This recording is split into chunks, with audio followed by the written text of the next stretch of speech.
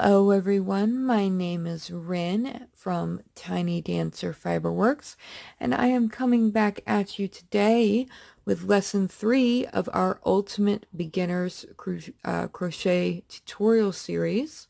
Today we are going to be working on single crochet. So single crochet looks like this. Let me see if I can, there we go, get it to focus for you. When it's in such a small swatch, it will tend to curl. This is due to the tension and how much yarn is being, you see there's not a lot of holes. There's a lot of yarn, very dense fabric it makes. Okay, so I've already got a slip knot on my hook, and when I chain, I like to go up one hook size. This allows me to chain tightly, but without affecting the tension of the bottom of the final piece. So I'm going to go ahead and chain up 15. 1, 2, 3, 4, 5. Move up. 6, 7, 8, 9, 10. Move up. 11, 12, 13, 14, 15. And now you'll notice I'm going to change hooks here.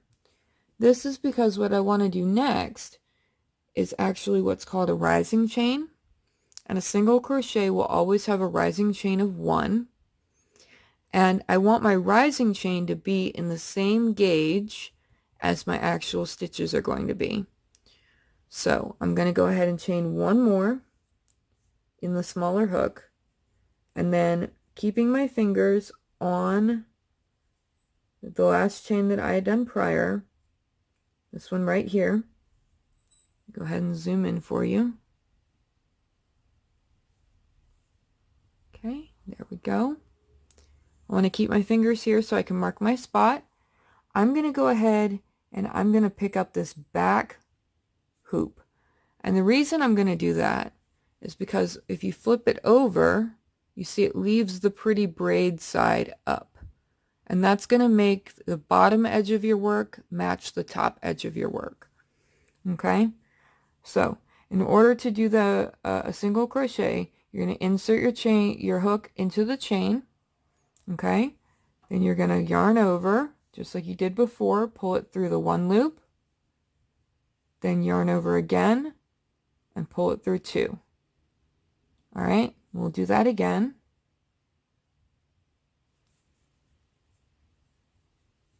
Just like so. Into that back loop of the chain, yarn over and pull through, yarn over and pull through 2. When you get to the end of the row, I will go ahead and show you how to turn your work. I'm going to work a little faster now, so don't mind me if you need to pause and go a little slower. That is perfectly okay. I'm just going to get to the end of my row here.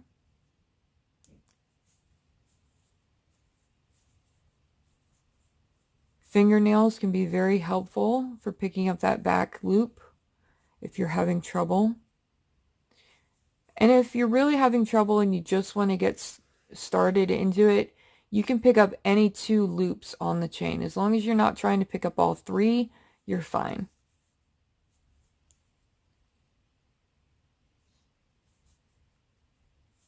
Okay, almost there now.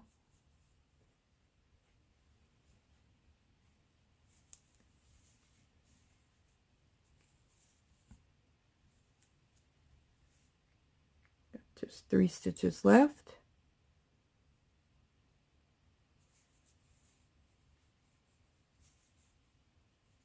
All right, and 2, then 1. Okay, so you will see in a pattern where you've come to the end of your stitches, whether it's a written pattern or a chart pattern or a video pattern, and they're going to tell you to turn your work. What this literally means is you're just going to turn your work over. Okay? So you notice the stitches look different. This is called the right side of the work. And this is called the back side or the wrong side of your work. The stitches look different. Knowing that difference will help you learn how to count your rows if you're having trouble keeping up. Then, just like I mentioned before, it always has a rising chain of 1. Now, I do not like to go into this, into the next stitch over and count my rising chain as a stitch. Let me see if I can get this to focus a little better for you. There we go. Instead, what I like to do is not count this chain as a stitch and go directly into the same stitch that I just finished on the previous round. To me, this gives me a cleaner edge and allows me to keep working just that much faster.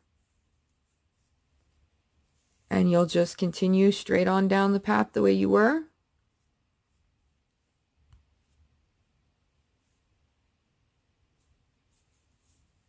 And you will be off and on your way doing single crochet.